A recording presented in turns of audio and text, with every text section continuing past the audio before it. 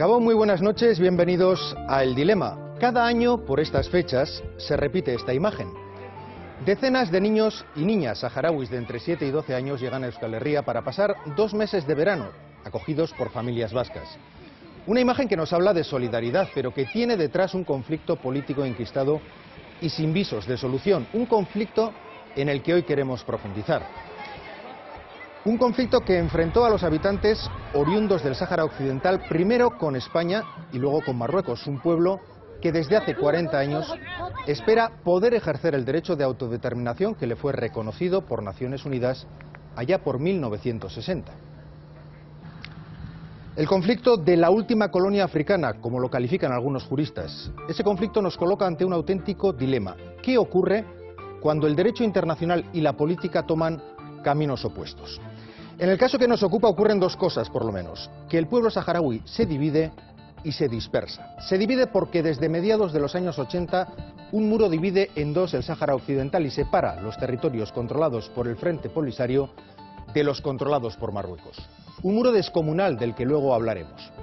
Se divide y se dispersa, decía yo, porque a lo largo de estos 40 años los saharauis se han ido disgregando en diferentes emplazamientos, con los campos de refugiados de Tinduf en Argelia como realidad más impactante de esa dispersión.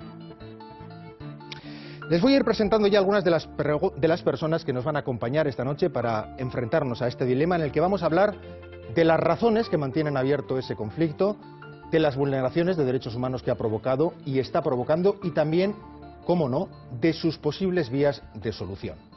Con nosotros y con todos ustedes, Bernabé López, catedrático de Historia del Islam Contemporáneo. Bienvenido, señor López.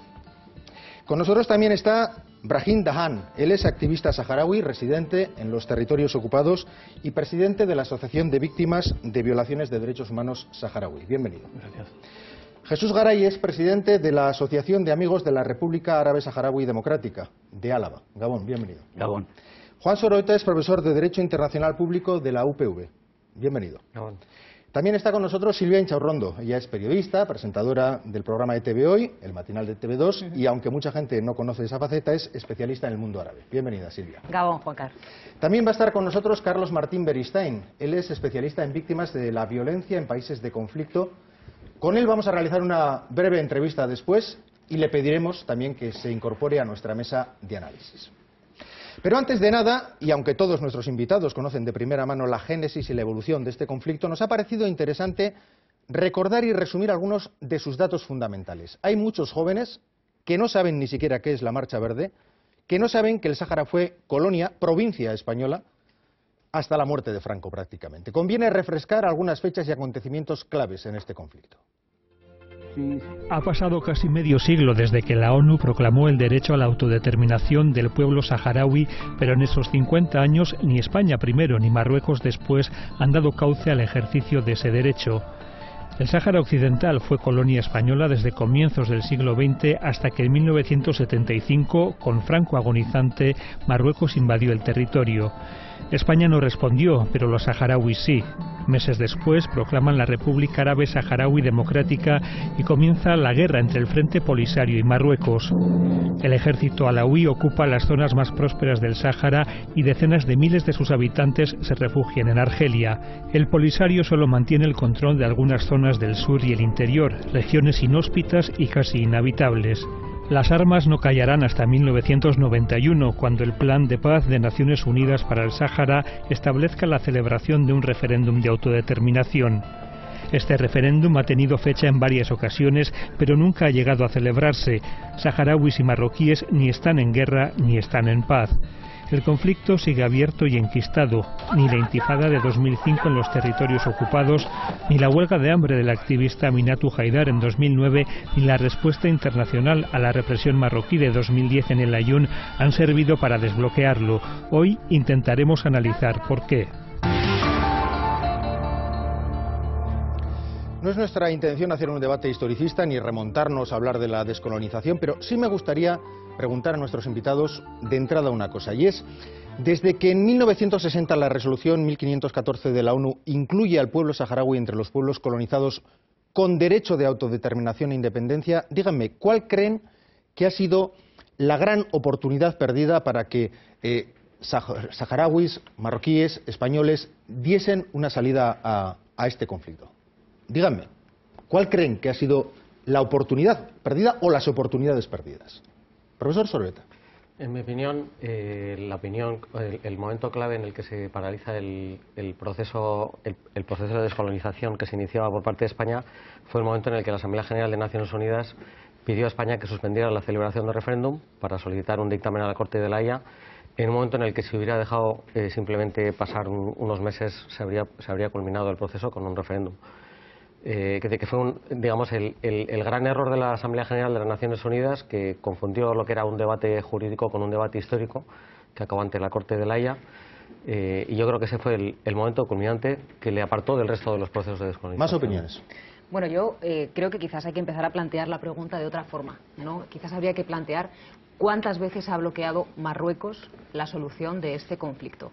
Entonces hay bastantes jalones muy claros en el camino. Cuando España anuncia y le comunica a Naciones Unidas que se va del Sáhara Occidental, que por cierto se va de la peor forma, en mi opinión, bueno, poco podemos pedir a una potencia colonizadora, desde luego, ¿no? Ese habría sido uno de los buenos momentos. Marruecos recurre al Tribunal Internacional de Justicia y consigue bloquear el referéndum que estaba preparando España y para el que incluso se llega a elaborar un censo.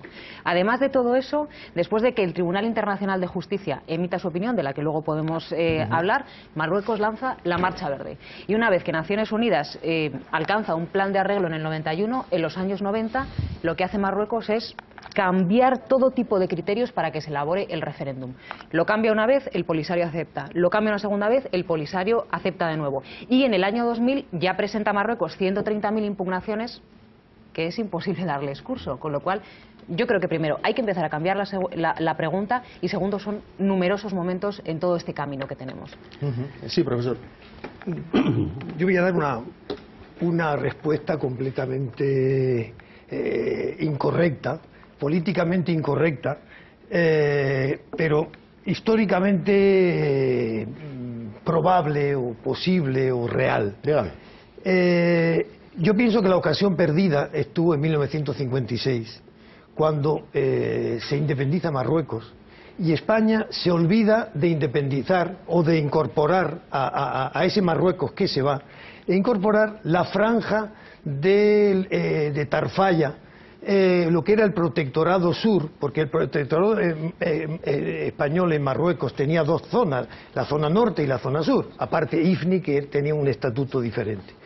España se va del norte, no se va del sur, que son unos territorios, es Gulimín, es Tantán, es Tarfaya, territorios nunca contestados, pero que son la prolongación directa del Sáhara Occidental. Bueno, en 1956 no existía conciencia política de la identidad saharaui como tal, conciencia política, como existía en otros pueblos que luchaban por su descolonización con una ideología concreta nacionalista y tal. El saharaui, por las razones que no es el momento de analizar, no tenía aún una conciencia política, en parte porque el franquismo se lo había prohibido, en parte porque el franquismo había prohibido los contactos con Marruecos. Eso en los documentos militares de la época se puede ver claramente cómo se trata de que no haya contacto con Marruecos, precisamente para evitar una posible... Bueno, y se empieza un poco a crear la idea del enemigo marroquí por parte de la sección femenina y del ejército español, que de alguna forma... Bueno, para mí ese es un primer momento importante a tener en cuenta. Año 56, por lo tanto, incluso antes de la fecha que estábamos planteando como punto de partida de este debate, que era la del año 1960, cuando se reconoce el derecho a autodeterminación. No sé por qué, pero creo que Brahim Dahan no va a estar muy de acuerdo con esa lectura.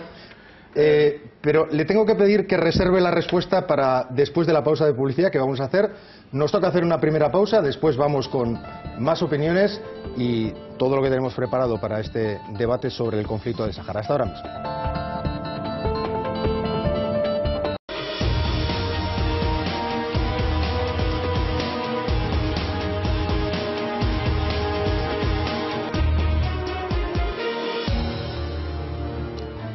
De nuevo con todos ustedes en el dilema esta noche analizando el conflicto del Sáhara.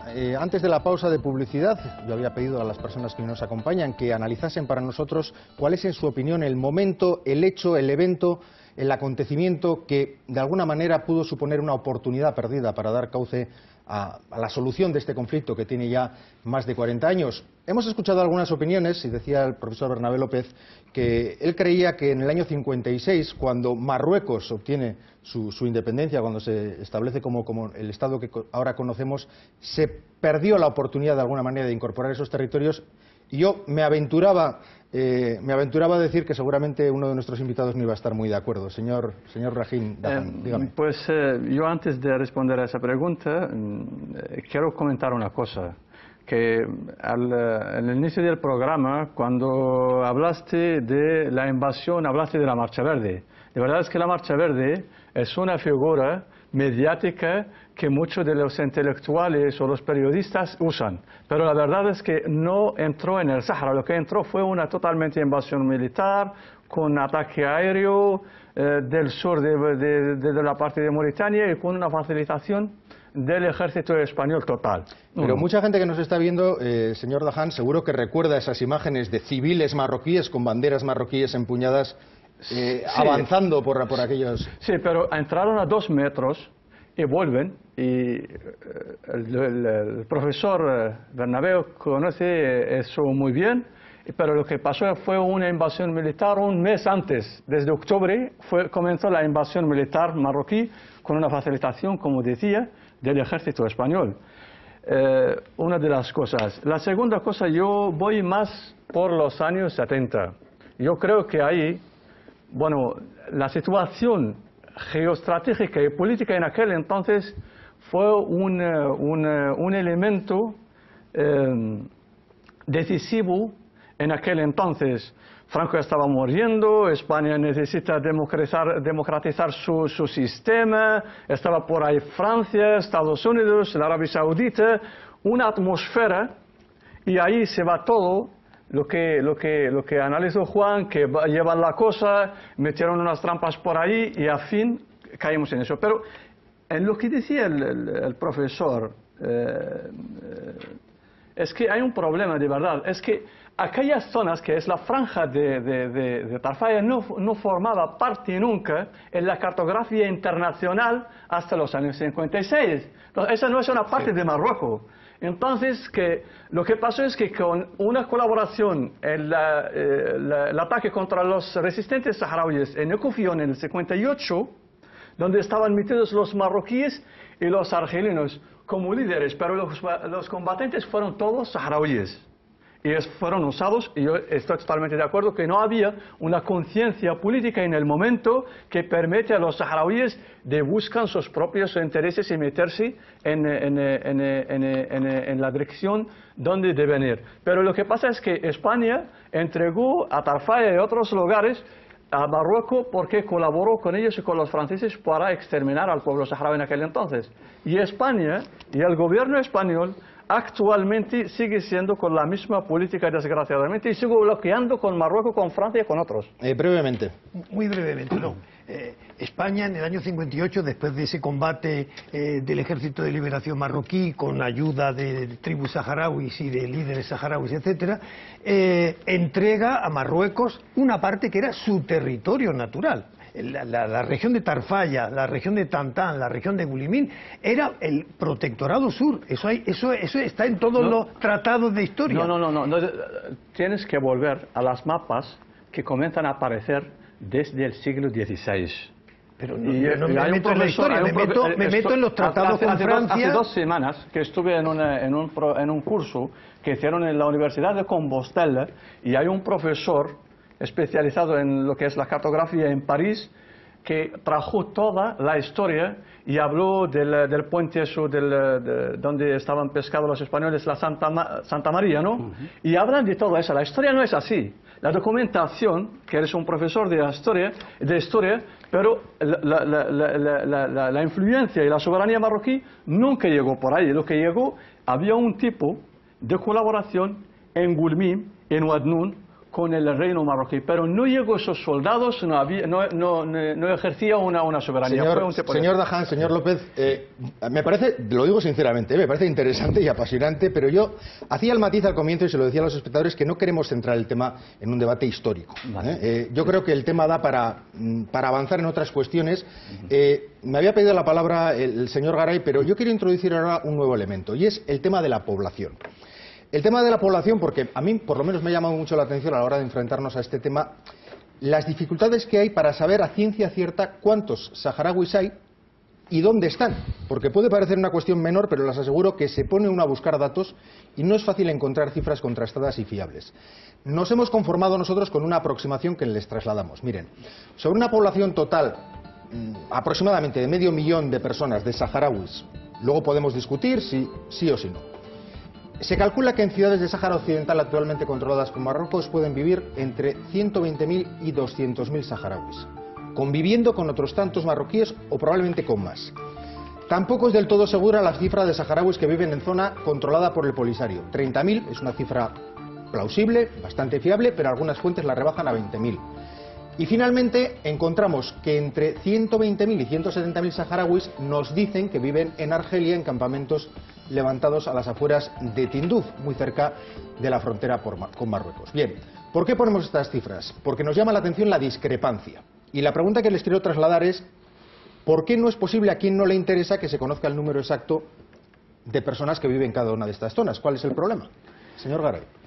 Bueno, en primer lugar, yo creo que esto pone de manifiesto, igual que el tema de los mapas, una cuestión clara y es importante, que no es, aunque pueda parecer secundario, no lo es tanto. Los mapas y los números de población, en el caso de las colonias o de los colonizadores, no reflejan nunca la realidad. Es absolutamente imposible que en ningún pueblo haya vivido en los límites de las fronteras actuales del Sáhara Occidental, ni en ninguno de los límites marcados en África a tiralíneas por las potencias europeas. Ya, pero las discrepancias son porcentualmente espectaculares. O sea. Sí, lo que importa en función en relación con la población es que minorizar siempre ha importado mucho, minorizar el pueblo que reivindica, en este caso el pueblo saharaui, que reivindica su independencia frente a la potencia colonizadora,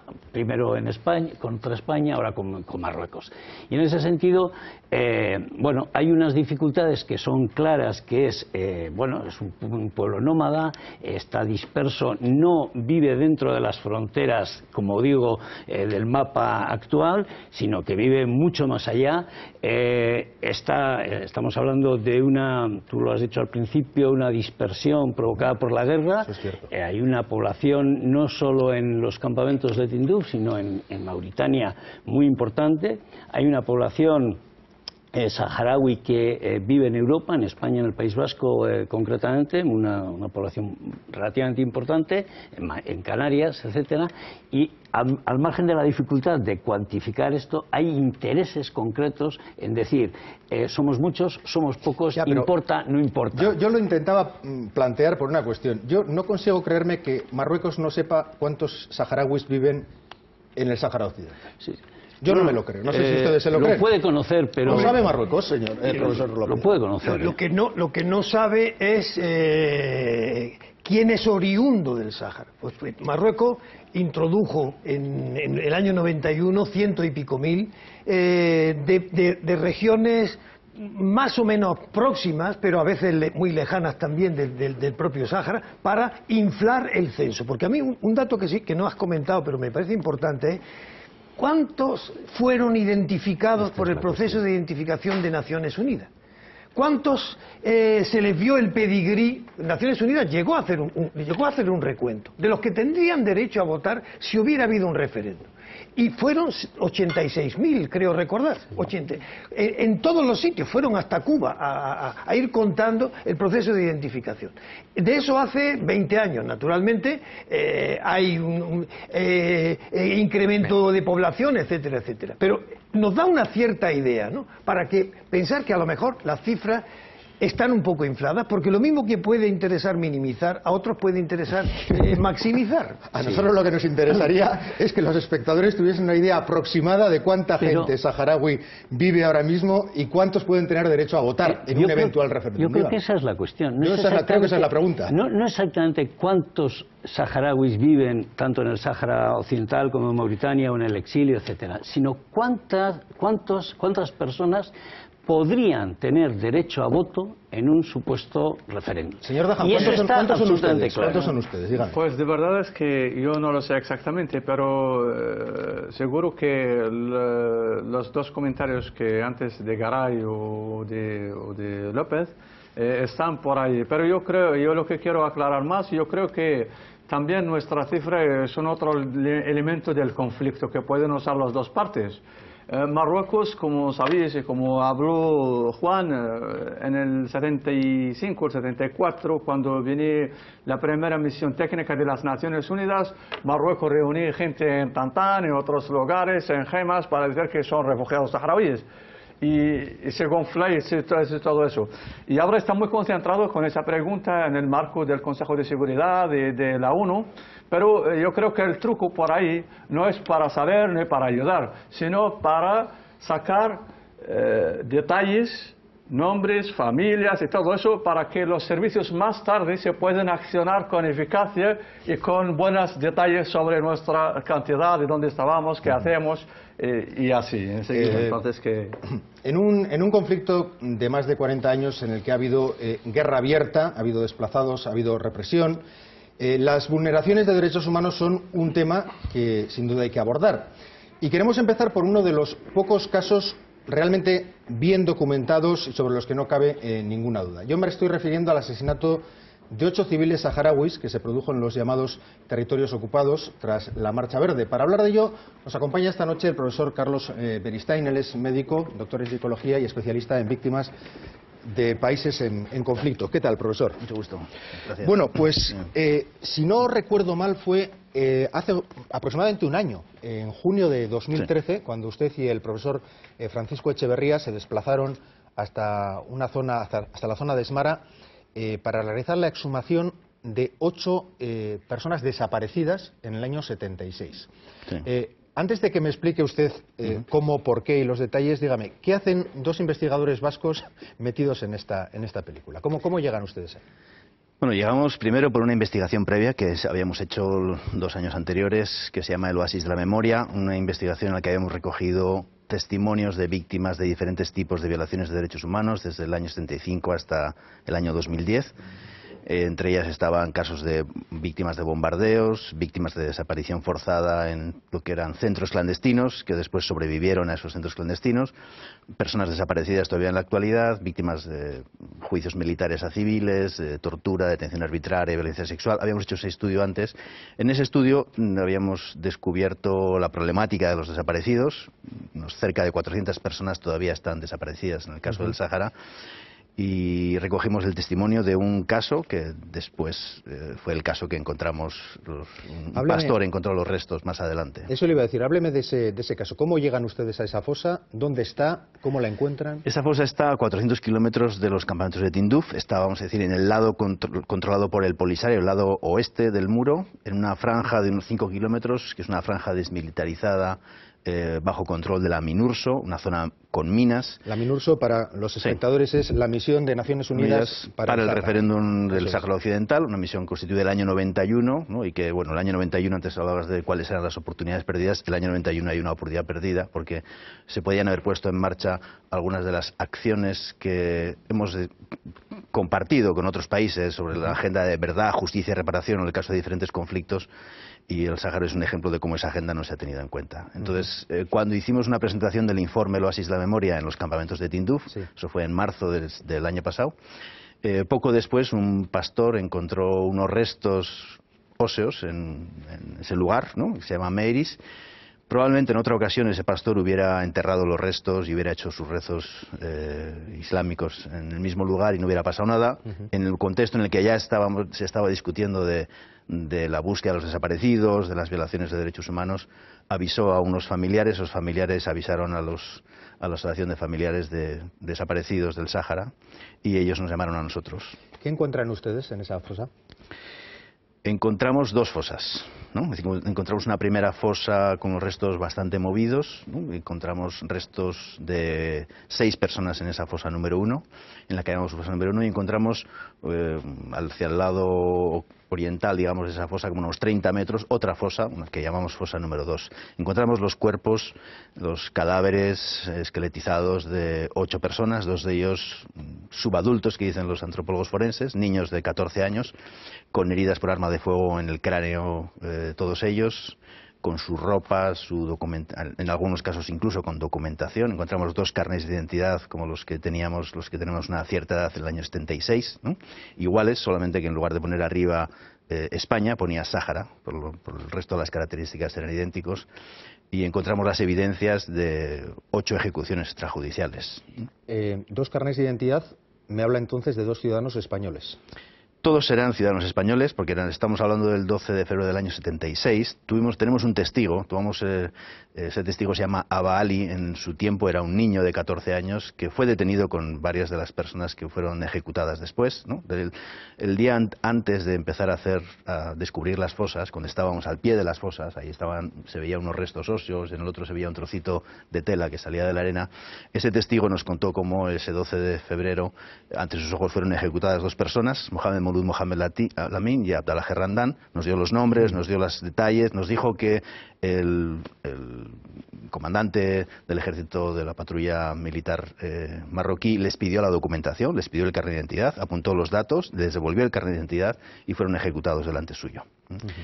Ese niño se salvó por una historia larga de contar, ¿no? Porque no sé por qué sería interesante, dígame. No, él nos relató cómo le intentaron disparar, en un momento el arma falló y él salió corriendo, se abrazó a un soldado y el soldado le dijo viva el rey.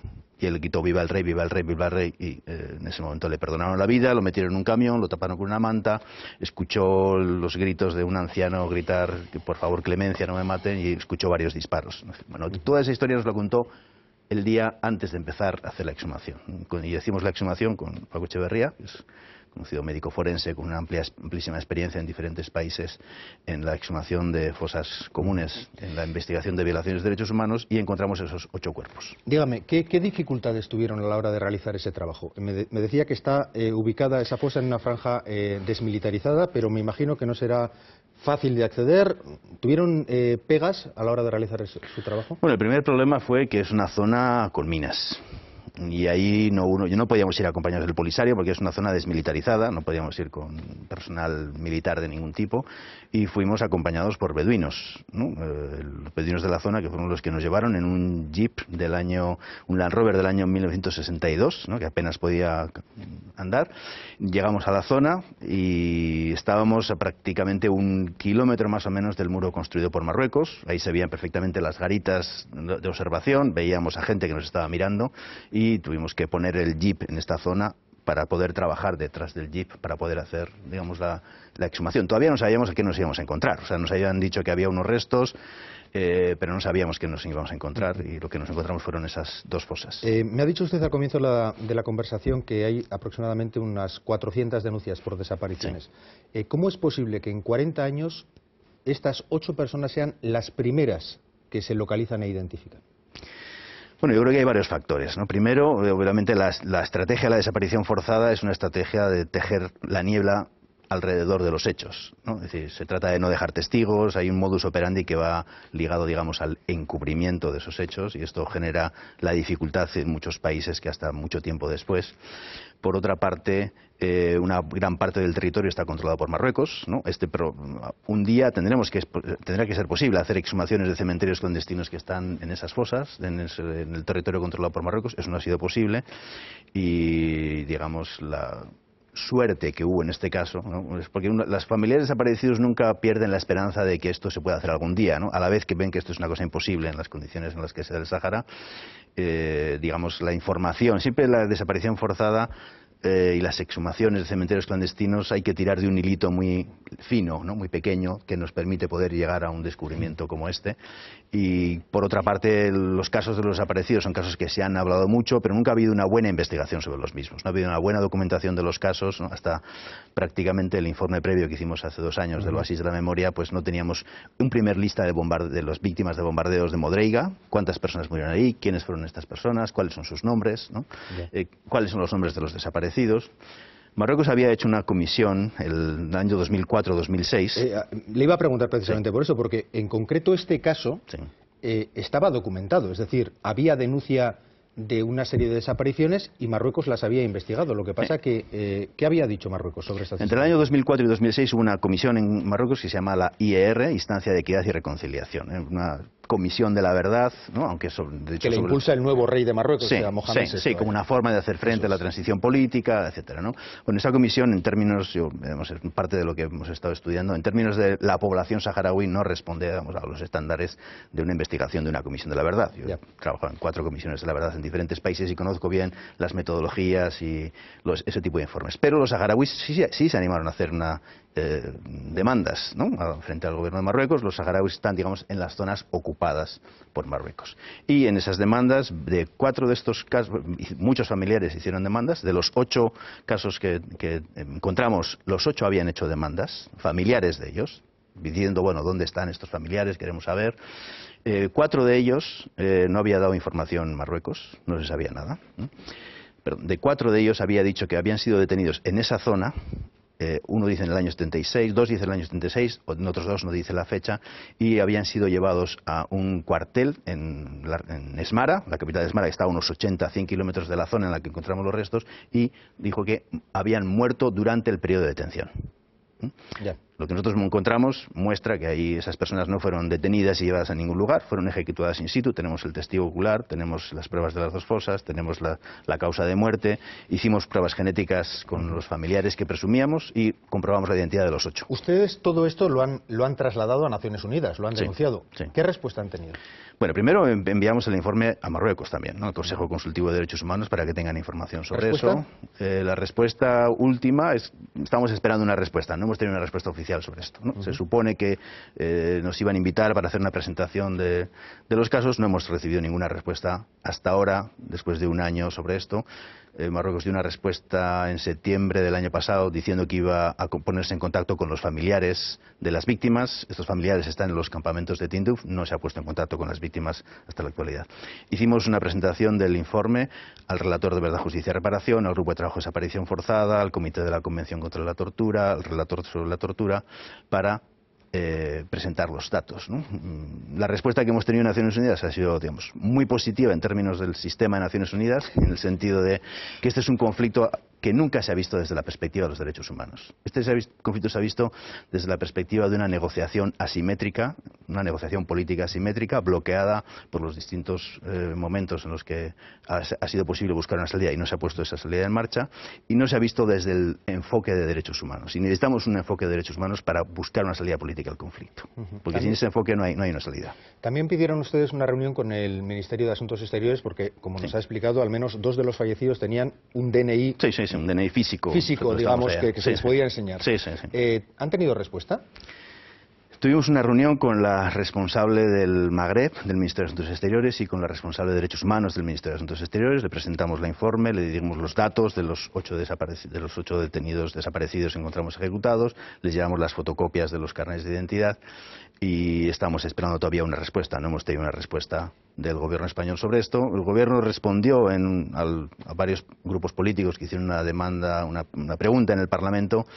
Respondió que desconocía la identidad de estas personas, ¿no? Y que el gobierno de Marruecos se había comprometido a ponerse en contacto con los familiares y que había dicho que había investigado los casos. Ninguna de estas cosas es cierta. Eso es lo que hemos probado con los datos y también con la respuesta que hemos recibido desde hace 1 año hasta la actualidad. ¿Quién ha financiado esta investigación? ¿Qué han hecho ustedes? La investigación la ha financiado las instituciones vascas, ¿no? El primer estudio que nosotros hicimos, el Oasis de la Memoria, fue financiado por el Euskal Fondoa, digamos una coordinación de los ayuntamientos vascos que ha proporcionado, que tiene proyectos sobre el Sáhara, y al cual se sumaron posteriormente la Diputación de Guipúzcoa y el Ayuntamiento de Donosti, además de Euskal Fondoa, de esta coordinación de los ayuntamientos. Ellos son los que nos han dado los fondos para poder hacer este trabajo, para poder llevar el equipo de exhumaciones, las pruebas de ADN y el resto de las investigaciones que hemos hecho. Esta investigación en concreto de la que estamos hablando, pues hombre, tiene casi 40 años. Estamos hablando de unas desapariciones del año 76. ¿Ha habido denuncias de desapariciones posteriores que ustedes tengan posibilidad de investigar? Hay unas desapariciones, las desapariciones son fundamentalmente en el año 75, 76, 77, el número mayor. A la Marcha Verde, los años posteriores a la Marcha Verde. Y la represión política asociada a esto, los combates asociados en los primeros momentos de la guerra, y una estrategia que fue, básicamente, bombardeo de población civil, que es lo que dio lugar a los campamentos de refugiados. La gente no se refugió en Argelia porque quisiera irse a Argelia, se refugió en Argelia porque fueron bombardeados entre el 19 y el 20 de febrero del año 76 en un sitio que se llama Modreiga, entre otros lugares, ¿no? Están los casos de los desaparecidos como parte de la estrategia de desaparición forzada, que son detenciones, desapariciones asociadas a sustraer a la acción de la justicia y al conocimiento público a las víctimas. Eso es parte del modus operandi de la represión marroquí durante esos años, y entre ellos el establecimiento de centros clandestinos donde murieron una parte de unos 46 saharauis, murieron en esos centros clandestinos. Todo eso forma parte de ese modus operandi. Hay un caso que nosotros no conseguimos investigar, de desaparecidos que fueron denunciados después del año 2005, si no estoy mal, que aparentemente iban a salir en patera, que no se les encontró, que parece que no salieron, pero nunca pudimos investigar en concreto esos casos. Es parte de lo que las asociaciones de víctimas saharauis tienen entre sus casos, pero es también el caso saharaui. A diferencia de otros casos, ha habido muy poca investigación sobre las violaciones de derechos humanos. Ha habido muy poca documentación. Desgraciadamente, hasta hace muy poquitos, hasta hace 2 años, de 2 años para acá, no teníamos prácticamente ningún documento en el que pudiéramos extraer conclusiones más o menos fiables sobre lo que ha pasado. Para terminar, le quiero pedir una reflexión más allá del caso saharaui, porque usted acaba de volver de Bosnia, ha estado en Colombia, ha participado como asesor en numerosas comisiones de la verdad, en contacto con víctimas de conflictos políticos. ¿No es un poco descorazonador ver que los humanos cometemos o cometen los mismos errores independientemente de la época, el lugar? Dígame. Bueno, no, descorazonador, no. Yo creo que trabajando con las víctimas, ¿no? Yo siempre he aprendido que la gente que ha sufrido tanto tiene muchas ganas de vivir, ¿no? Tiene muchas ganas de tener otra vida, y lo que uno aprende es que hay que poner en marcha los mecanismos para prevenir esta violencia, ¿no? Que hay que desmantelar los mecanismos que han hecho posible el horror, y que esta cultura de los derechos humanos forma parte de una cultura de la humanidad que tenemos que cuidar, que tenemos que respetar y que tiene que ser parte de la búsqueda de salidas políticas al conflicto, ¿no? Como decía antes, el caso del Sáhara es probablemente casi el único conflicto en el mundo al que no se le ha aplicado ninguna de las medidas que hemos conocido en otros conflictos que tienen que ver con esta agenda de derechos humanos, con esta agenda de investigación de la verdad, aplicación de lo que se llama la justicia transicional, o una política de reparación amplia que incluya el reconocimiento de la dignidad de las víctimas. Pues Carlos Martín Beristain, le agradezco su testimonio y le voy a pedir que nos acompañe ahora en la mesa de análisis, porque vamos a seguir abordando cuestiones relacionadas con este conflicto. Pero enseguida vamos ahí, no se me mueva. Por ejemplo, ¿qué vamos a analizar? Pues la situación de los saharauis en los campos de refugiados de Tinduf, porque miles y miles de ellos han nacido y crecido allí, viven en unas condiciones de vida extremas, las del desierto argelino, y nunca han pisado su propio país. Para tratar de aliviar esas duras condiciones, cada año, durante los meses de verano, cientos de niños saharauis salen de allí y pasan el verano en la península con familias de acogida. Familias como la de la donostiarra Vicenta Benítez, que lleva 18 años dedicando parte de sus vacaciones a acoger a estos chavales y chavalas. Para ellos y ellas, esos 2 meses, nos dice, son un auténtico balón de oxígeno. De aquí se van, vamos, lustrosos. Es un balón de oxígeno para ellos. Hombre, lo pasan también mal, porque son muy chiquitines. Tú imagínate a tu hijo con 8 años y que se los lleven pues yo que sé, a una ciudad súper grande donde hay un mogollón de coches, cosas súper raras para ellos, que jamás lo han visto. El ver el mar, pues para ellos es o una piscina llenita de agua, abre un frigorífico, coger yogur, coger, bueno, pues todas las cosas que aquí no les damos importancia, para ellos es un mundo.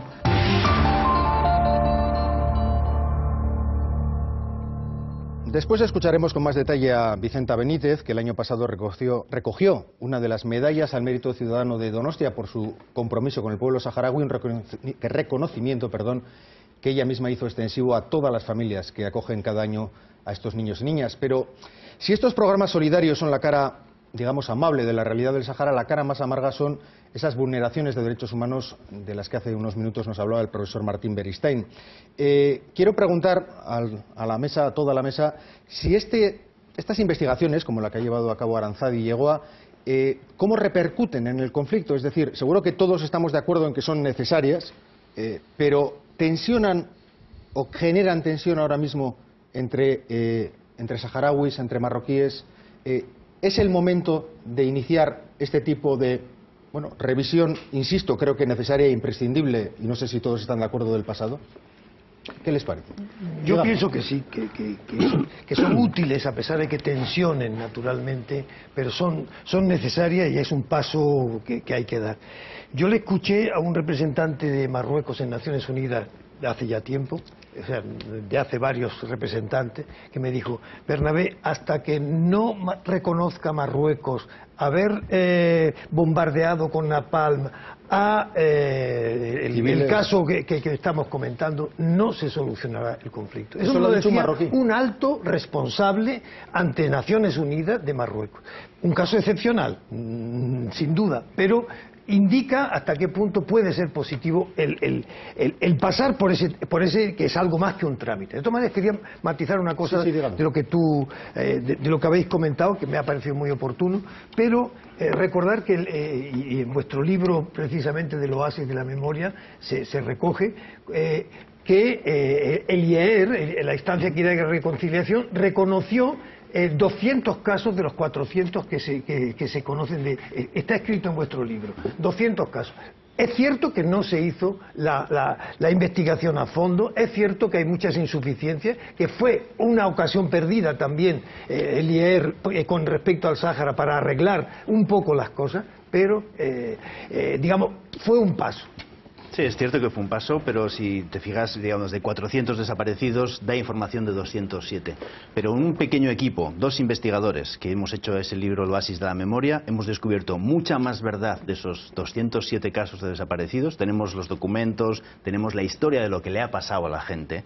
De los 4 que he dicho, que son de los 4 que estaban en la fosa, que están entre los listas de los 207, lo que dijo Marruecos fue que habían sido detenidos en esa zona y llevados a un cuartel y se habían muerto en el cuartel. Esa información no es cierta. En otros casos, la información que dicen, tenemos los casos de las fosas del Ensayé, otras fosas que están al sur de Tantán, cerca de un cuartel militar, en la que hay fallecidos, personas que murieron en medio de torturas en 2 fosas, una fosa de tortura y otra fosa de entierro de las personas. Tenemos un sobreviviente de esas fosas, que yo lo entrevisté, y hemos comprobado los nombres con la lista de la IER, con la lista que nos dio el sobreviviente, y hay nombres que coinciden, ¿no? Sabemos cómo murieron estas personas. Estas personas no murieron mientras estaban detenidas en un cuartel. Estas personas fueron metidas en una fosa, fueron torturadas, fueron asesinadas en esa fosa y fueron enterradas de forma clandestina. Entonces, lo que necesitamos es la verdad. La verdad no solamente es decir: hay 207 desaparecidos. ¿De qué le ha pasado a esta gente? ¿Dónde está la dignidad de las víctimas, ¿no? ¿Qué vamos a decirle a estas víctimas sobre las que se ha mentido durante tanto tiempo? Y si en esta verdad no va a haber salida política al conflicto. Yo efectivamente estoy de acuerdo. Siempre que hablamos de crímenes, hablamos de justicia y de reparación para las víctimas y de la necesidad de contar la historia como sucedió, que es algo que hasta ahora, yo estoy de acuerdo contigo, no se ha hecho. ¿Eso qué consecuencias puede tener? Pues yo creo que de cara al consumo interno en Marruecos una consecuencia muy importante, que es un hecho real, contrastado, un crimen que contribuye a romper la oleada de propaganda que la monarquía marroquí ha realizado durante 40 años a su población. Y de cara a la posible presión internacional que se puede ejercer sobre Marruecos, pues cuando estamos hablando de crímenes y cuando se está conociendo otro relato, pues inusual, entre comillas, porque bueno, no es el que Marruecos ha hecho circular dentro de la comunidad internacional, pues yo creo que hay quienes pueden intentar presionar más a Marruecos, no contribuyendo solo a que cambie el relato, sino a que dé pasos para solucionar este conflicto. Bueno, yo creo que Leo Aherry, yo lo conozco muy bien y conozco mucha gente que estaban por ahí, su presidente y todo el mundo, que trabajemos juntos antes, porque en su mayoría vienen de la izquierda, que fueron opositores también del régimen, que más tarde ese régimen cada vez se alimenta de sus oposiciones, ¿no? Se hace su producción. Pero Leo Aherry, de verdad, que es la instancia de equidad de reconciliación, no viene para decir la realidad, viene para enterrar la realidad, como enterraron clandestinamente las víctimas. Y es otro crimen añadido. Yo, como explicó la cuestión de la Marcha Verde, explico también esa cosa, que ten cuidado la gente, que están decorando y dar un tipo de maquillaje a crímenes, que el mundo tiene que tener mucho cuidado de ese sentido, que por favor, esos son gente que, una de las cosas que habló Carlos Bernstein, una de las cosas, la gente fue enterrada viva por un tractor, y hay gente que fue enterrada desde helicópteros, entonces no es una cuestión En cuanto a la cuestión de cómo usar esa cuestión en el conflicto, cómo se puede influir, yo creo que sí, que Marruecos debe reconocer. Pero las Naciones Unidas tienen una serie de obligaciones y de deberes con ella misma frente al pueblo saharaui, que es una cuestión que tiene una base jurídica clarísima, que está violando ahí todos los tipos de los derechos internacionales. Más tarde nos puede explicar más Juan Sorrueta. La cuestión de la modificación de la base demográfica de la gente, que el artículo 49 de los acuerdos de Ginebra prohíbe que trasladar la gente o hacerle huir o transportar a otra gente del estado ocupante. Pero también hay el artículo 73, hay un montón de cosas. Pero hoy en día creo que estamos, gracias a Carlos, a Juan, a otros, y especialmente a las ONG humanitarias internacionales que tienen un rol importantísimo, como la Amnistía, el Human Rights Watch, pero también el Alto Comisariado. Todo el mundo ahora tiene un discurso estructurado hacia Marruecos y hacia la ONU y hacia los países. Y especialmente los gobiernos francés y español, que están manteniendo y sustituyendo esa violación y ese drama en contra de mi pueblo, que deben respetar eso. Y creo que eso es un elemento importante y al menos clarísimo, que tenemos derecho al menos. Sí, yo creo que el enfoque de derechos humanos es realmente una de las claves más importantes para la solución del conflicto. No solo porque ya en las resoluciones de la ONU, en los debates, en los foros internacionales, es una de las cuestiones que están encima de la mesa, y no solo también porque es lo que la reivindicación de los derechos humanos que hacen los propios saharauis desde el año 2005 hasta este momento, es lo que ha vuelto a poner el conflicto sobre la mesa, sobre la agenda internacional. Sobre todo porque el enfoque de derechos humanos, y cuando hablamos de derechos humanos no hablamos solo de los derechos civiles y políticos, derecho a la expresión, libertad, etcétera. Hablamos también de otros derechos que están perfectamente contemplados, como son los derechos económicos, sociales, que tienen que ver con la explotación del territorio, etcétera. Bueno, todos estos derechos, el enfoque de derechos humanos hace que el conflicto se atienda no como una cuestión de intereses políticos entre distintas potencias y que la política exterior del gobierno español o del gobierno francés, de la ONU, etcétera,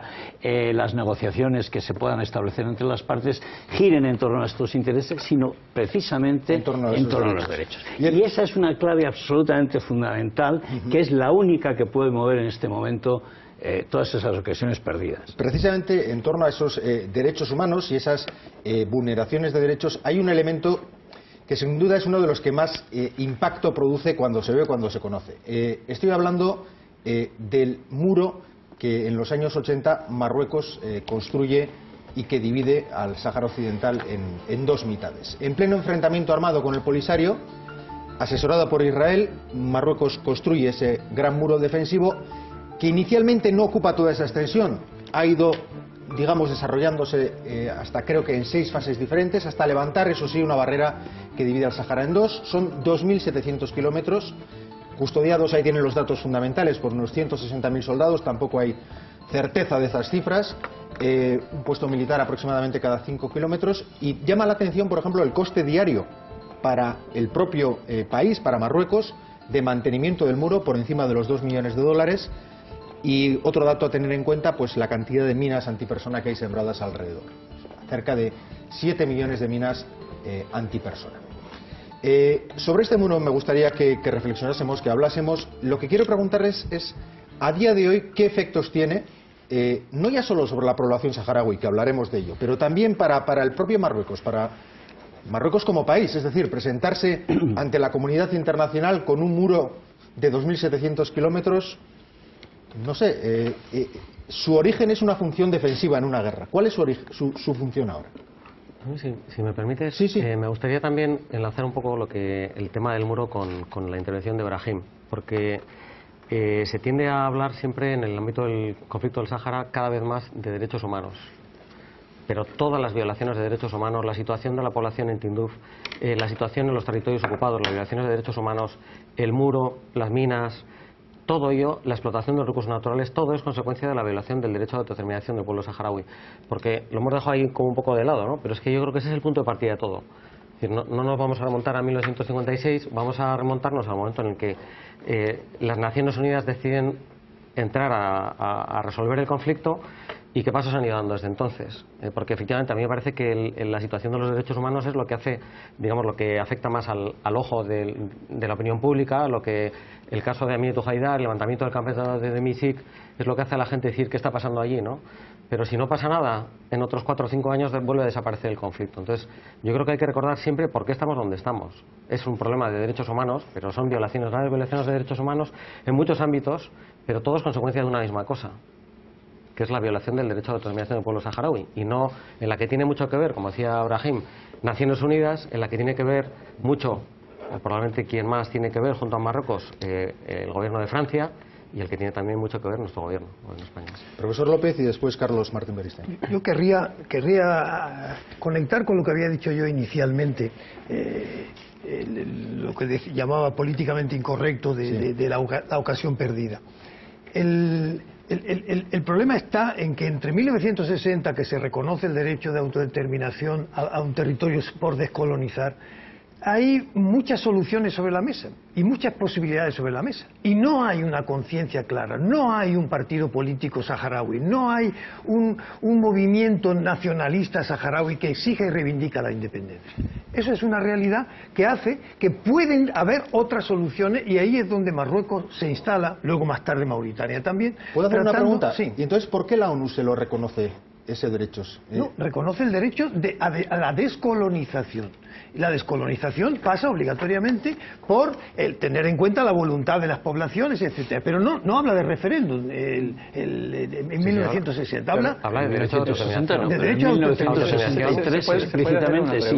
Vamos a dejarle acabar, que ha sido culpa mía, le he cortado yo. Y después... Digamos, lo que me parece es que siempre han estado sobre la mesa, y por eso negocia el Polisario y Marruecos.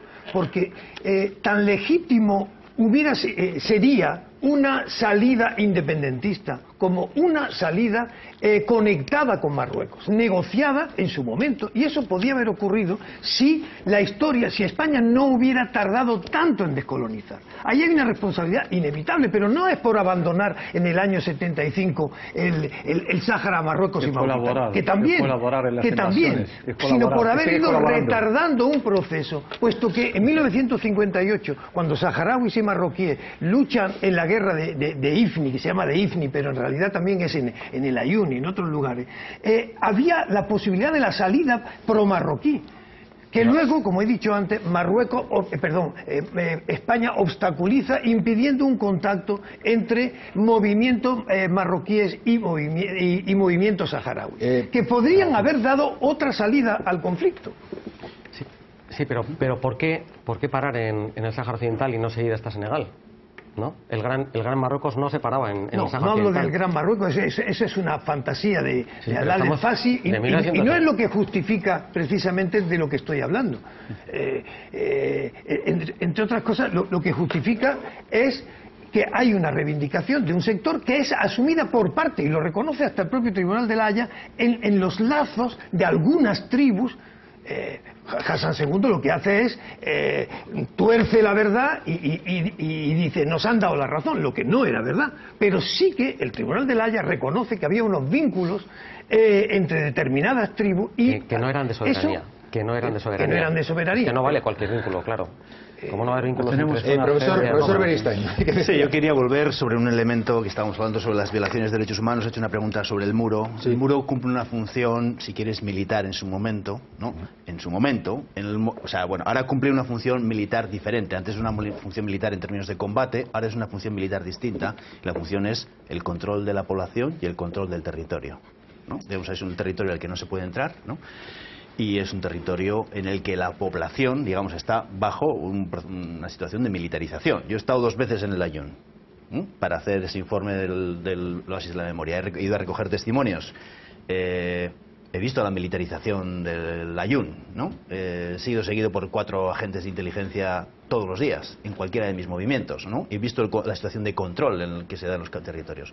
Es esa situación de ausencia de conocimiento, ausencia de ventanas abiertas, ausencia de que la gente pueda circular con normalidad, que se pueda conocer la realidad, la que de una parte protege las fronteras y el control de la entrada o las políticas de expulsiones, y por otra parte protege el muro construido por Marruecos. Además es un muro que hace que la guerra continúe, porque sigue habiendo centenares de víctimas, todavía no sabemos cuántas hay, estamos haciendo una investigación sobre ello, sigue habiendo víctimas y son beduinos que viven en la zona, porque hay una zona en la que no puede entrar el Polisario, esos 5 kilómetros, pero hay una zona en la que viven los beduinos, y ahí tienen sus cabras, tienen sus camellos. Cuando fuimos a buscar las fosas, encontramos camellos que habían explotado al Polisario en Navina. Encontramos minas en la zona en la que están las fosas, ¿no? Y sabemos dónde hay alguna fosa y necesitamos que se desmine esa zona para poder encontrar los restos de ¿La esas comunidad personas. internacional tiene alguna capacidad de pronunciamiento sobre ese muro? ¿O no tiene nada que decir porque Marruecos en su territorio construye lo que quiera? La comunidad internacional tiene mucho que decir en su territorio. Bien, entiéndame. Rectifico, sobre el muro, dejémoslo ahí. Exactamente, la comunidad internacional tiene mucho que decir sobre el conflicto, pero tiene muchas cosas ya dichas, y lo que tiene que hacer es cumplirlas. Y una de las cosas que tiene dichas, por mucho que el profesor Bernabé se desempeñe, es que sí que hay un pueblo y que sí que ese pueblo tiene derecho a la autodeterminación, y que además debe realizar ese derecho a la autodeterminación debe hacerse mediante el ejercicio de un referéndum libre y justo. Esto está dicho y lo único que tiene que hacer la comunidad internacional es tener voluntad de aplicarlo. Y una cosa que es fundamental, porque estamos hablando de la comunidad internacional, de la ONU, de Marruecos, pero aquí la causa de todo el problema, y en eso sí que estamos de acuerdo, es precisamente España. Es España la que tiene la responsabilidad y sigue teniendo la responsabilidad de hacer una descolonización que le correspondía no a la ONU, sino a la potencia colonial que es, no es que era, que es España. Y los gobiernos, todos y cada uno de los gobiernos, empezando por el actual y terminando por el de Franco, el último de Franco, todos esos gobiernos tienen una responsabilidad que en su día una comisión de la verdad juzgará y pedirá cuentas. Porque igual que se están pidiendo 75 años después de la guerra civil, ahora, dentro de un tiempo, esos presidentes de gobierno, esos ministros de exteriores que han vendido las armas a Marruecos para masacrar a la población civil, tendrán que presentarse a la justicia. Silvia. Yo estoy de acuerdo con Juan en que este es un caso de la violación por parte de Marruecos de un derecho de autodeterminación de los saharauis, que efectivamente conlleva como consecuencia la violación de los derechos humanos. Lo que ocurre es que la introducción de la variante de los derechos humanos nos permite contemplar este conflicto desde una óptica de agresor y agredido. Y creo que en todo esto es muy importante la imagen, y el muro contribuye a fomentar cierta imagen, ¿no? Tú decías, Israel le ha asesorado a Marruecos en la construcción de este muro. En muchos casos se habla de un muro defensivo. Es decir, Marruecos da la sensación de que construye ese muro como lo hace Israel para defenderse del otro. No, tanto en un caso como el otro, esos muros no se construyen por defensa. Pero en este caso lo que quería hacer incidencia es efectivamente en cómo ese muro contribuye a una u otra imagen de una potencia ocupante de un territorio. Yo hacía el matiz yo preguntaba, lanzaba la pregunta sobre el papel de la comunidad internacional o de Naciones Unidas, porque claro, desde el año 91 hay una misión de Naciones Unidas con 230 militares desplegados en aquella zona y la pregunta venía a cuento de si tienen algún tipo de control sobre lo que ocurre en el muro o cerca del muro, o no. Y si es que no, ¿cuál es su misión? Igual la pregunta le suena ingenua, pero ¿cuál es la misión de 230 militares de Naciones Unidas ahora mismo allí? Bueno, igual perder el tiempo y esperar a nada, puesto que no hay una salida visible, que es un poco el tema central que habría que buscar algún Hay que día. recordar, y perdón por volver siempre a lo mismo, pero MINURSO es Misión de Naciones Unidas para el referéndum en el Sáhara Occidental. No para estar en el Sáhara Occidental, ni para separar las fuerzas, es para organizar el referéndum. Bueno, pero tiene otras misiones, más allá, sí. verificar el alto del fuego, Pero controlar ciertas zonas. Con el objetivo. Con ese objetivo, pero también teóricamente debería desarrollar otras labores. La Misión de Naciones Unidas para organizar un referéndum en el Sáhara Occidental. Eso es la abreviación del nombre. El nombre es eso. Pues no lo está haciendo muy bien entonces, ¿no? Si su misión es organizar un referéndum, no va muy bien, ¿no? No, es que, que estamos ante una ecuación que no solamente por el Sáhara, sino por todo el mundo. Hay un derecho que te lleva a un tipo de fuerza, pero hay fuerzas que te dan un tipo de derecho. Y eso es la ecuación, de verdad, ¿eh? Y hay siempre gente que está buscando expresiones para maquillajear y decir que es buena las crímenes. Uno. Yo creo que hablar, antes de abandonar la cuestión de derechos humanos, que por ejemplo, mi asociación, que es la primera que logramos hacer un congreso en ayuno copado, hasta hoy en día no podemos registrar. ¿Eso qué quiere decir? No podemos registrar nuestra asociación. Eso quiere decir que somos esclavos, que somos totalmente paralizados por Marruecos, controlados.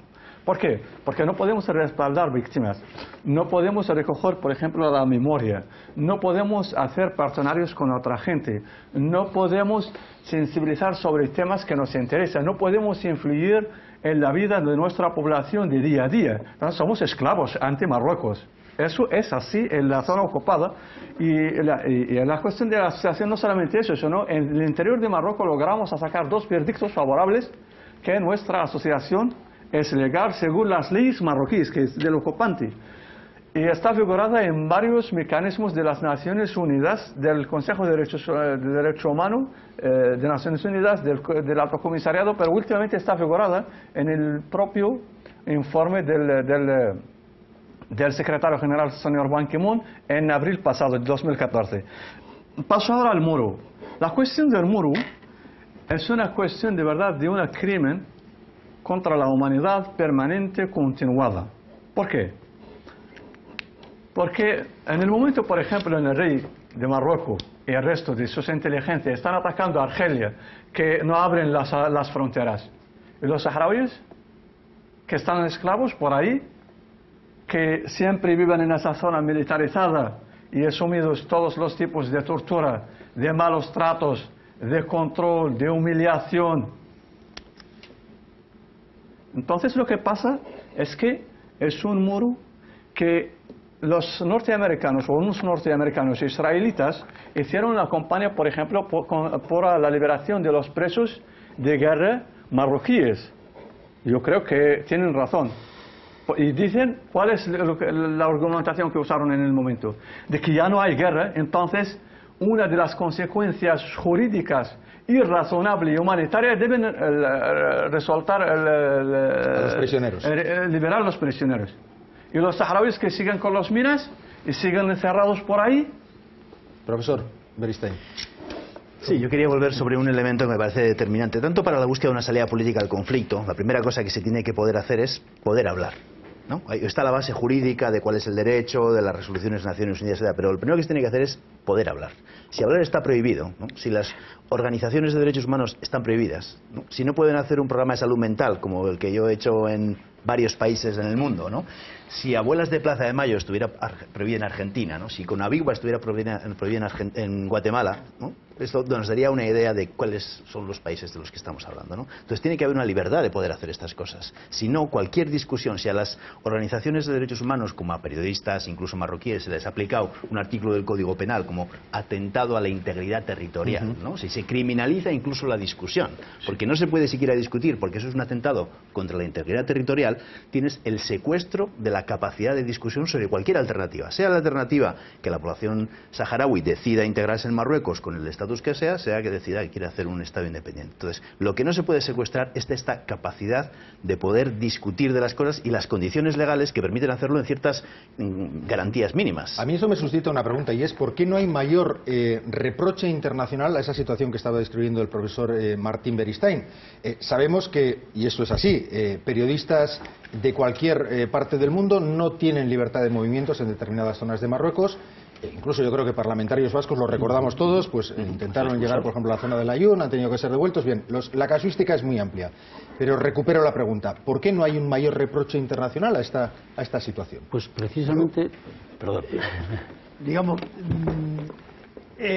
habría que ver también país por país. Yo estoy totalmente de acuerdo en que hay una falta de reproche internacional. Y es la Realpolitik la que, de alguna manera, por parte de Francia, por parte de España, lo hemos comentado antes en algún caso, cómo se trata de no dar respuesta a la investigación que se había hecho, de dar largas por miedo a que Marruecos tome represalias de algún género en otros temas, que puede ser la pesca, que puede ser la agricultura, etcétera, etcétera. O sea, realmente estos dos países, Francia tiene veto en el Consejo de Seguridad, Estados Unidos ha habido un momento en el que ha estado casi tentada de poder llevar a cabo una resolución en Naciones Unidas que sumara a la MINURSO el objetivo de vigilancia de los derechos humanos. Finalmente, la presión de Marruecos sobre maniobras militares y sobre otra serie de cuestiones lleva a que da marcha atrás,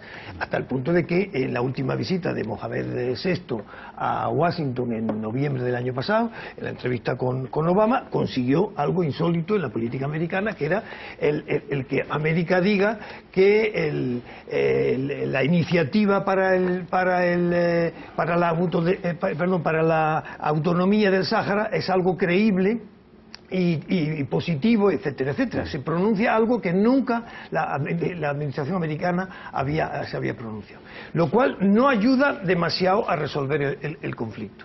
Yo quería comentar, a propósito del muro, una consecuencia muy dramática también de otro género, y es el coste enorme que supone para Marruecos. Coste enorme que su economía le cuesta mucho trabajo afrontar y que tiene unas consecuencias negativas sobre la propia población, que al fin y al cabo nota los esfuerzos que tiene que hacer, entre otros para mantener esos 150.000 soldados en el Sáhara, y termina echándole la culpa a los saharauis, que son los culpables del encarecimiento de la vida. Encima se les considera unos privilegiados porque hay determinado tipo de la gasolina más barata y tal y cual, pero en el fondo engañando sobre la verdadera situación de los saharauis. Cuando dice que a los saharauis se les considera unos privilegiados, eso es una percepción... La opinión pública... Eso iba a decir, ¿es una percepción social? Social. Los marroquíes piensan eso. Los marroquíes piensan que el Sáhara les cuesta demasiado. Y les cuesta demasiado porque, porque la culpa la tienen los saharauis. Además, vienen unos saharauis de los territorios de Tinduf, vienen y se les dan casa, etcétera, etcétera, mientras que, sin embargo, a otros no. Con lo cual, eso contribuye a dar una mala imagen social de los saharauis. Se les considera unos privilegiados sin serlo.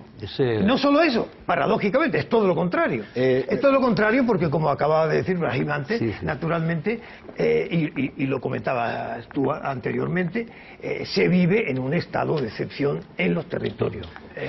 Que a mí no me gusta hablar, no me gusta territorios ocupados, territorios liberados, miremos del otro lado, secuestrados de Tinduf, mercenarios de Tinduf. Hay que acabar alguna vez para para ayudar a aclarar las cosas hay que, digamos... rebajar la dialéctica. Rebajar la dialéctica, porque si no, la confrontación es anterior, es pasional. Hay que hablar con propiedad.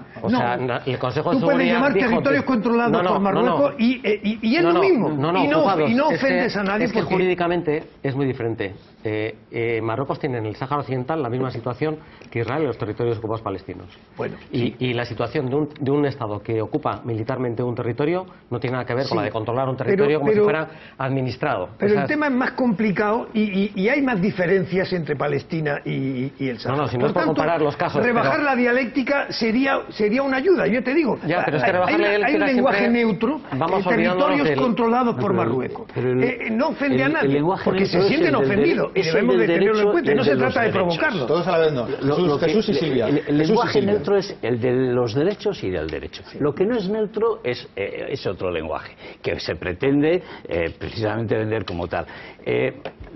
¿Por qué vuelvo un poco al por qué la comunidad internacional no hace más de lo que debería? Bueno, yo vuelvo a la cosa que planteaba antes, es que la política internacional se hace en función no del derecho ni de los derechos, sino en función de otra serie de intereses. Es absolutamente increíble cómo, por ejemplo, en el Parlamento Europeo, diputados de absolutamente todos los partidos y colores, incluidos, por ejemplo, algún representante nuestro, pues es capaz de votar o de abstenerse ante un acuerdo pesquero que viola clarísimamente no ya los derechos económicos y sociales, sino el derecho más elemental, es decir, las normas escritas y puestas sobre la mesa. Esta es la cuestión fundamental. Sí, bueno, yo creo que hay que explicarle a los espectadores por qué Marruecos es un país geoestratégico, además muy rápidamente, a cuyo gobernante es necesario no enfadar. Sí, es que creo que hay que enumerar rápidamente. Tenemos minas, tenemos fosfatos en el Sáhara Occidental. El Banco Canario Sahariano se llama así porque está frente a las costas del Sáhara Occidental. Y además de todo esto, Marruecos realiza una labor como gendarme de la inmigración ilegal desde África hacia Europa y además de contención del terrorismo islamista. Dicho esto, ha salido aquí en la mesa que los saharauis, bueno, se consideran gente privilegiada por la población marroquí. Habría que preguntarse entonces por qué la población marroquí no dice, oiga, desprendámonos de esta gente que son unos privilegiados y que tienen un coste. Pues porque el rey les ha explicado que esa es una de las líneas rojas del Estado. La marroquinidad del Sáhara Occidental es indiscutible y Marruecos llegará hasta el extremo para defenderla. Te falta además a lo que has dicho, Ceuta y Melilla. Estos pequeños detalles que aparecen siempre que hay movimientos en el Sáhara. Eso es. Vamos a ir avanzando. Hemos hablado hemos intentado hablar de la situación en territorios ocupados, también hemos hablado del muro, pero todavía no hemos abordado otra cuestión que tenemos que tratar, que es la situación en los campamentos de refugiados de Tinduf. En un par de días a Euskadi y a otras muchas comunidades del Estado van a llegar decenas, cientos de niños y niñas saharauis de entre 7 y 12 años. Pasan el verano entre nosotros dentro de un programa que se llama Vacaciones en Paz, que es un proyecto impulsado por la Coordinadora de Asociaciones Solidarias con el Sáhara, que también tiene el visto bueno del gobierno español y que hemos querido conocer un poco mejor. ¿Cómo lo hemos hecho? Pues de la mano de una donostiarra que lleva 18 años acogiendo a estos niños en su casa. Vicenta Benítez, bienvenida al Dilema. Gracias. Usted acoge niños saharauis desde hace 18 años. ¿Por qué? Hace 18 años vino la cría de la Icastola con una circular y bueno, que se necesitaban familias de acogida y bueno, la cría pues se empeñó, pues vamos a acoger a un niño, que a mí me hace ilusión, pues bueno, pues decidimos y así fue. ¿Tú conocías el conflicto del Sáhara antes de convertirte en familia de acogida en verano? Pues la verdad es que no teníamos ni idea. Es que yo no sabía ni que existía el Sáhara Occidental, ni los campamentos de refugiados, no sabíamos absolutamente nada. Ni lo de la Marcha Verde, ni en la situación que están viviendo, nada de nada. Pero una vez que te metes ahí con los críos, empiezas a conocer, llegas a los campamentos, conoces a las familias, conoces a los abuelos de los niños, a los tatarabuelos que han vivido la Marcha Verde, te empiezan a contar y es que es súper injusto. Perdieron todo y la familia mismo están separadas. Unos están en los territorios ocupados, que están viviendo fatal, están con mogollón de represión, están viviendo violaciones y en los campamentos, bueno, los campamentos es un desastre, es un desastre. Y si no fuese por lo que se manda las ayudas humanitarias, que cada vez les van llegando menos. ¿Estos chavales cuántos son y quién se ocupa de ellos? ¿Quién les paga el viaje? Yo te voy a hablar de Donosti. A Donosti llegan 30, lo paga el Ayuntamiento de San Sebastián, nos dan la charcela del polideportivo, que nos viene de maravilla, y luego pues Osakidetza, todos los reconocimientos médicos, si tienen alguna caries, de aquí se van, vamos, lustrosos. Es un balón de oxígeno para ellos. Hombre, lo pasan también mal, porque son muy chiquitines. Tú imagínate a tu hijo con 8 años y que se los lleven pues yo que sé, a una ciudad súper grande donde hay un mogollón de coches, donde te tienes que parar a pasar en la carretera, cosas súper raras para ellos, que jamás lo han visto. El ver el mar, pues para ellos es o una piscina llenita de agua, abrir un frigorífico, cogerse un yogur, bueno, pues todas las cosas que aquí no les damos importancia, para ellos es un mundo.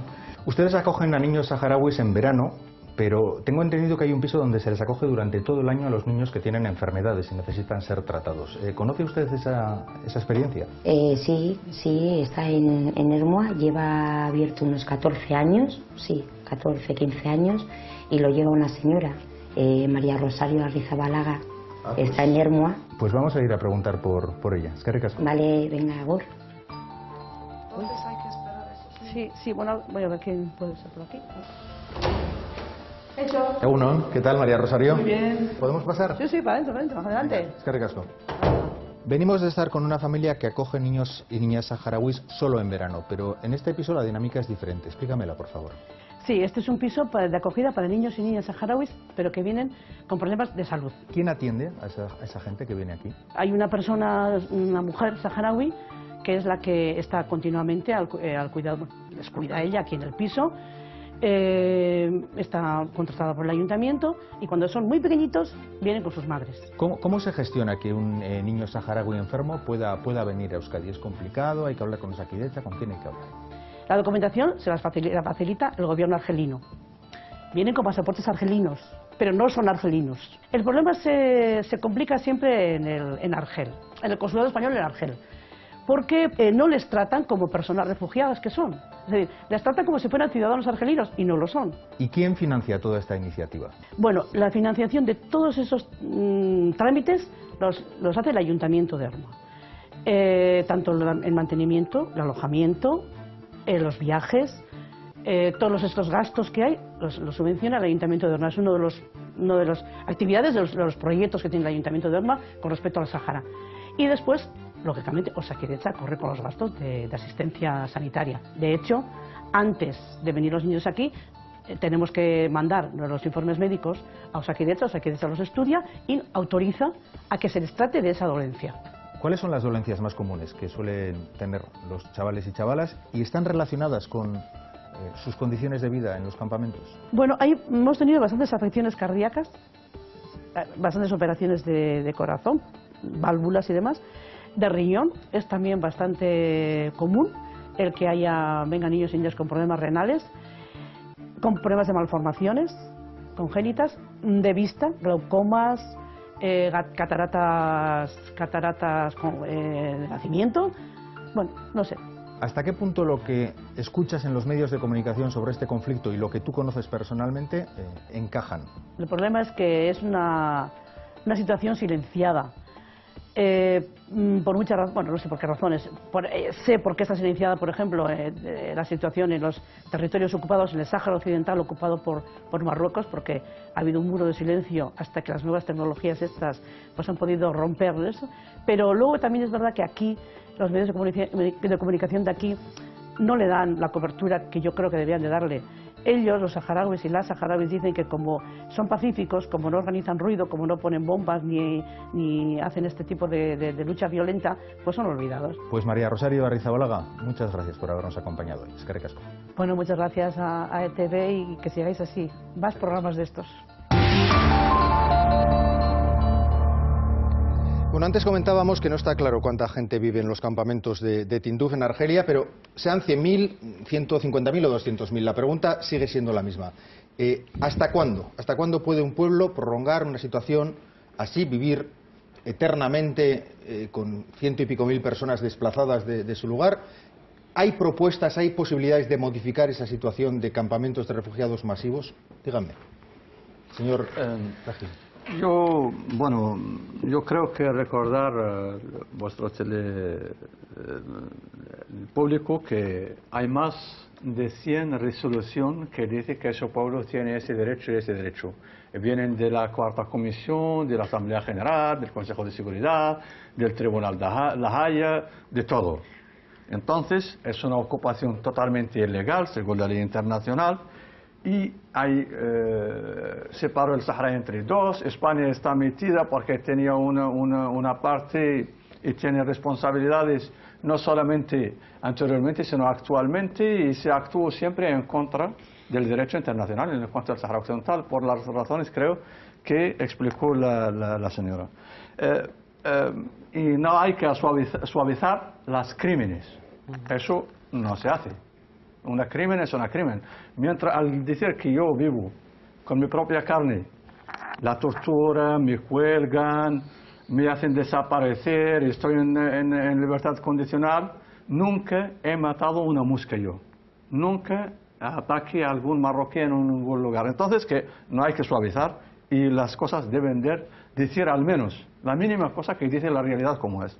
Hoy hemos saharauis y marroquíes ha aprobado una serie de elementos de conflicto. Comienzo con la guerra. Llevamos 16 años de guerra, con el apoyo de Israel, de Estados Unidos, de Francia, de España, de otros. Nosotros nos apoyó Argelia y otros también, para que sea claro. Pero lo que pasó es que al llegar al cese del fuego, tenemos más presos de guerra marroquíes que los combatientes que tuvimos al inicio de la guerra. Entonces, no perdemos la guerra, a pesar del muro y a pesar de todo. Somos la parte más pequeña. Mucha gente contaban, Marruecos, Estados Unidos, y otros, Israel y otros lubis, cuentan que los saharauis van a perder o van a desaparecer. Y no pasó eso. Entonces, militarmente, yo conozco los territorios ocupados como conozco los campos de los refugiados. La gente todavía tiene un tipo de armamento, pero lo más importante, tiene voluntad y está dispuesta por morir por sus tierras. Uno. En cuanto a la cuestión diplomática, hay otro también nivel y otros instrumentos del conflicto. No lo perdemos. Que mantenemos y guardamos las reglas del juego, que son una descolonialización, y que cada año al menos sacamos 2 o 3 resoluciones más que aseguran nuestro derecho. Entonces, nos sentemos eso.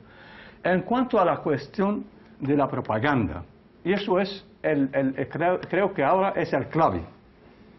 Marruecos construyó su propaganda, lo que vendía al mundo, que los que estaban en los campamentos de los refugiados fueron secuestrados, o un determinado son gente creados por Libia, o por Argelia, o por Cuba, o por Holanda, cada vez.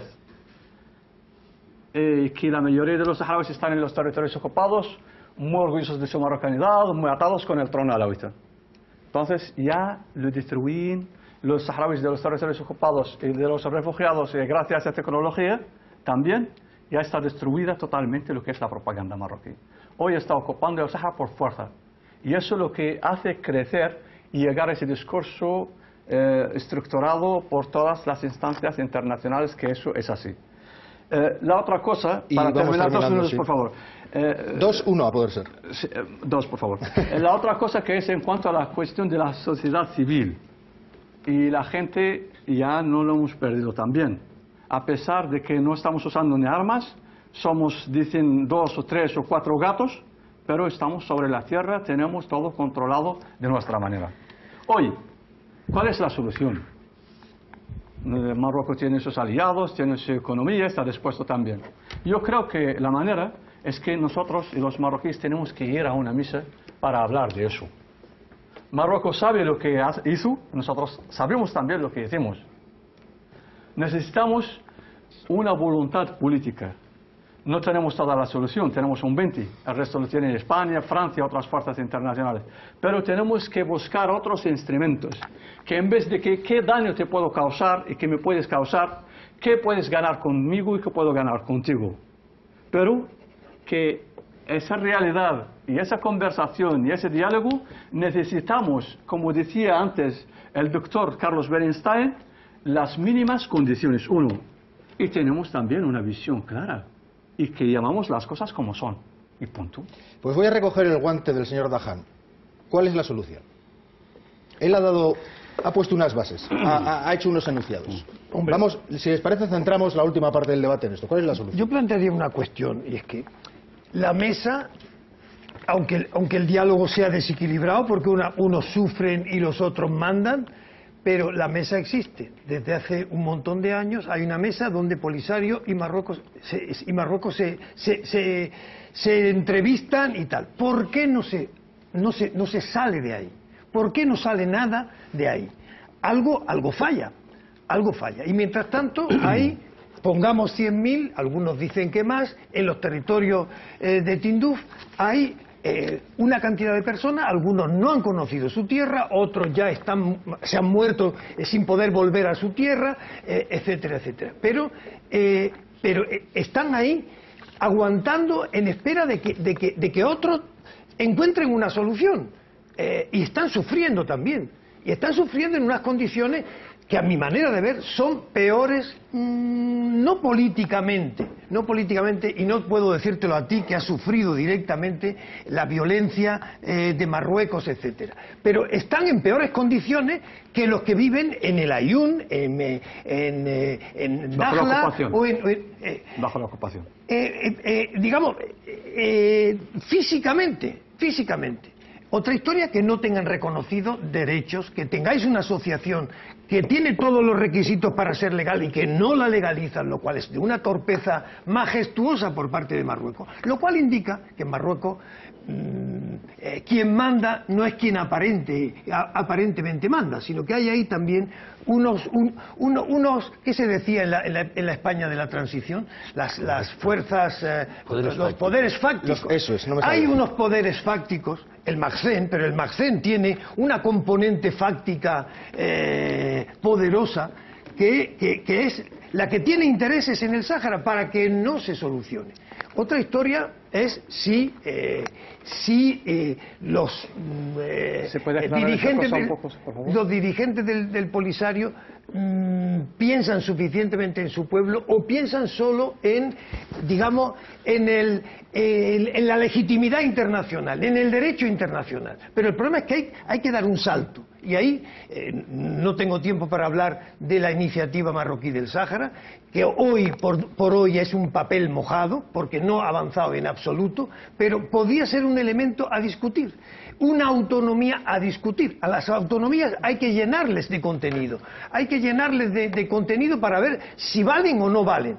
Y ahí es donde si no se llega nunca a discutir la posibilidad, no saldremos del atolladero. Profesor Soroeta. Bueno, ¿cómo salimos de esto? Bueno, yo creo que lo primero que habría que descartar es la autonomía, precisamente porque la autonomía es una forma de integración. Es que yo creo que hay que llamar a las cosas por su nombre. Marruecos es la potencia ocupante. La Corte Internacional de Justicia, antes hemos hablado de historia, dejó claramente establecido que cualquier vínculo que hubiera existido en la época de vasallaje en ningún caso se podía superponer al derecho de autodeterminación. Y la pregunta que hizo la Asamblea General a la Corte era cómo resolver el conflicto. Dijo, a través de un referéndum de autodeterminación en el que participen los saharauis y solo los saharauis. No hemos tenido tiempo para hablar del plan de paz, que explica cómo hemos llegado a esta situación. De qué forma Marruecos ha manipulado durante 15 años a Naciones Unidas. La MINUSA ha hecho un trabajo impecable para lo que fue creado, para crear el censo, porque tenemos un censo, no es un censo que hizo hace 20 años. Hace poco en la MINUSA, en el Aaiún, nos decía uno de los dirigentes de la MINUSA, no, eso ya está trasnochado, eso ya no vale para nada. ¿Cómo que no vale para nada? Tenemos un censo hecho utilizando los criterios negociados por las partes, impuestos por una de las partes, con la colaboración impagable de todos los secretarios generales que han sucedido en el cargo a Pérez de Cuéllar, y la solución pasa por la celebración de un referéndum de autodeterminación. Yo creo que hablar de autonomía es, vámonos a la solución de la integración y le llamamos autonomía, que queda muy bien más en un país como el nuestro, que parece que con eso lo resolvemos todo. Y yo creo, y simplemente, por terminar, yo llevo más de 20 años trabajando en el ámbito del conflicto del Sáhara Occidental, en el ámbito del derecho internacional. Y no es que haya echado la toalla, pero casi, porque al final mi opción personal ha sido pasar a los territorios ocupados, ir como observador internacional a los juicios que se celebran contra activistas saharauis, porque cuando conoces a gente como Brahim, que ha estado 4 años desaparecido, y la convicción que tienen, el objetivo siempre pacifista, rechazan absolutamente la violencia a pesar de que la han sufrido en sus propias carnes de la forma más brutal, es cuando uno piensa que realmente hay una solución, pero no creo que esté ni en manos de la comunidad internacional, yo creo que está más en sus manos. Sí, bueno, para mí el problema es una cuestión de voluntades. En principio, los campamentos subsisten durante 40 años prácticamente por la voluntad de los propios saharauis de mantenerse allí. O sea, más que por otra cosa. Más incluso diría a veces que a pesar de la ayuda internacional que algunas veces queremos prestarles, ¿no? Los saharauis mantienen una presión sobre las Naciones Unidas. Las Naciones Unidas tiene resoluciones porque los saharauis de los territorios ocupados y de los territorios liberados y de todos los sitios tienen una voluntad de mantener esta. Lo que no se ve es una voluntad de la comunidad internacional de aplicar su propio derecho, ¿no? Y en este caso la cosa es bastante sencilla. Hay que hacer un referéndum donde estén todas las opciones, por supuesto desde la integración hasta la independencia, pasando por todas las opciones posibles. Pero lo que se trata de discutir, y por eso las conversaciones no avanzan, es cómo hacemos eso, no otra cuestión. Mientras no entremos al fondo de la cuestión, y precisamente Ross, el último secretario, parece que, bueno, quiere entrar al fondo de la cosa, veremos, ¿no?, en qué queda esto, pero mientras no se entre a ese fondo de la cuestión, no hay nada que hacer. Profesor Cristian. Sí, antes Bernabé decía, bueno, ¿qué pasos se pueden dar? ¿Cuáles son las primeras muestras? Yo diría que hay como 4 o 5 cosas que son claves para mostrar una buena voluntad. Lo primero, una cosa muy sencilla que se puede hacer es una verificación de la información sobre los desaparecidos. Se lleva una muestra de buena voluntad. Digamos, hay un listado, tenemos la información básica de los desaparecidos, podemos hacer una comisión que investiga esto. Puede ser el Grupo de Trabajo de Desaparición Forzada, puede ser Amnistía Internacional, para que haya unos primeros pasos de buena voluntad para un reconocimiento de un caso que es crimen de lesa humanidad. Eso es una primera cosa. Un sistema de verificación de derechos humanos. Si Marruecos dice que los saharauis exageran, pues tendremos informes hechos por una fuente independiente que podrá decir si exageran o no exageran, cuál es el volumen de esas violaciones y cuál es la situación en la que está viviendo la gente. Pensar por parte de Marruecos que puede ejercer siempre un lobby político para que no se tomen las decisiones y bloquear una salida de verificación de los derechos humanos es absurdo, porque eso va a tener que venir con el tiempo. Tercero, proporcionar condiciones de seguridad y de garantías para la defensa de los derechos humanos, que las organizaciones sean legales y puedan hacer bien su trabajo como en cualquier país del mundo, porque eso pondría las bases de la discusión con el tiempo en otro punto distinto que permita una participación en condiciones de igualdad. En Gueden-Isik, en el campamento desmantelado en noviembre del 2010, hubo al menos un 15% de la población saharaui, según datos del gobierno norteamericano. 20.000 personas en ese campamento. Eso son, si seguimos con las cifras que has presentado antes, son un 15% de la población, ¿no? Imaginemos lo que es un 15% de los 44 millones del Estado español haciendo un campamento en un sitio, ¿no? Este volumen de población te muestra una voluntad de la población que hace una manifestación de ese tipo. Eso es algo que tiene que escucharse, no se puede criminalizar sin más. Necesitamos una salida para la situación de emergencia crónica y una emergencia y un desarrollo que nunca está, que es la parte que hemos hablado de los refugiados saharauis. Hay una situación de provisionalidad permanente, es una situación de incertidumbre permanente. Los refugiados están a mitad de camino hacia ninguna parte, desde hace 40 años en el desierto. Y tienen una causa política, no se fueron allí porque querían irse o porque era una estrategia del Polisario para tener una retaguardia, fueron allí porque fueron bombardeados. Y esos bombardeos necesitan investigarse, porque esa es la causa de que esos refugiados existan, y necesitamos investigar cuáles son las condiciones de las pérdidas que han tenido los saharauis, las condiciones para un retorno fiable según los estándares internacionales. Tenemos los ejemplos de Kosovo, de los Balcanes y otros lugares que pueden ser elementos para esto. Termino con esto. Se necesita, si se piensa por parte de la geopolítica, ¿no?, que la gobernabilidad del Sáhara depende, de la gobernabilidad de la región, depende de aplicar una estrategia de desesperación a un conflicto, es una mala estrategia. Los conflictos se pueden resolver con el bálsamo del respeto, no con promocionar durante muchos años una estrategia de desesperación, porque eso genera un clima de inestabilidad y no va a tener más gobernabilidad en el Magreb, va a traer más inestabilidad a medio y largo plazo y va a ser una mala solución para todos, no solamente para los saharauis. Silvia. Yo apuesto por reenfocar el conflicto, es decir, estamos acostumbrados a ver que son dos actores en igualdad de condiciones. Yo creo que hay que empezar a ver que hay un agresor y un agredido. Entonces, ante esa situación, a un agredido se le debe auxiliar y a un agresor se le debe conminar a que detenga la agresión y a que repare el daño causado. Esto por un lado, en el enfoque del conflicto. Por otro lado, yo creo que hay que redireccionar las presiones internacionales, básicamente en dos aspectos. Ante la propaganda interna que tiene Marruecos, yo creo que los saharauis no deben de perder la oportunidad de contactar con sectores de la sociedad civil marroquí para combatir toda esa propaganda y, por otro lado, yo creo que tienen que apostar por generar algo imprescindible en todos los procesos de descolonización que hemos visto, que es crear en la conciencia de la sociedad civil de la exmetrópoli, en este caso España, un mecanismo que obligue a esa población a presionar a su gobierno y a tender lazos con el Sáhara Occidental. Y ante la autonomía, ante esa tercera vía, primero yo creo que recoloca los términos del conflicto. Esto no está vinculado con la soberanía de Marruecos, ¿eh? Por tanto, no vamos a situar el conflicto en un lugar en el que no está y en el que Naciones Unidas ha reconocido que no está.